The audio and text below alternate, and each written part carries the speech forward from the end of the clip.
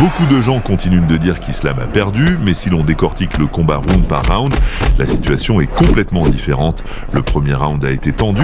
En termes de frappes significatives, c'était 3-2 pour Islam. Pour le public, on aurait dit que Leica était détendu, souriant, se moquant presque de son adversaire, comme si tout était sous contrôle. En réalité, ses sourires ne faisaient que cacher la pression grandissante. Dans le deuxième round, Islam a accéléré la cadence et imposé son rythme caractéristique, le genre de rythme auquel ses adversaires survivent rarement. Debout, il était plus vif, 2-0 en frappe nette. Au sol, ce fut une domination totale. Contrôle, position, pression. Leica a essayé de se dégager, mais chaque tentative s'est soldée par un retour au tapis. Aucun doute ici, un round clair pour Islam.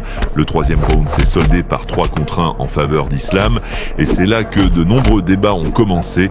Les juges, pour une raison étrange, ont comptabilisé de petites frappes au même titre que des coups puissants et destructeurs.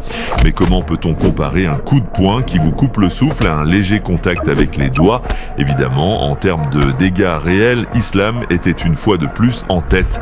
Dans le quatrième round, Leica s'est appuyé sur des ruses. Il a porté quelques coups, y compris un coup bas, et a continué à lancer de petits coups depuis le sol. Du coin d'Islam est venu le conseil, riposte dans ses échanges, sinon tu risques de céder le round au point, et c'est à ce moment-là que le sourire de Leica s'est effacé. Islam, tel un python, a contrôlé le combat avec une précision glaciale, ne le laissant pas se relever, étouffant chaque mouvement. Le cinquième round a été l'épreuve ultime.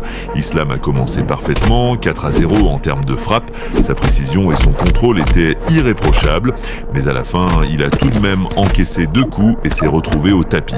Le public a explosé, mais ce ne fut pas suffisant pour voler le round. Ce round appartenait toujours à Islam.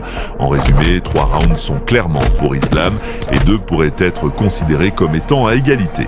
Le résultat, une victoire convaincante. Et maintenant se pose la grande question pour ceux qui disent qu'Islam a perdu.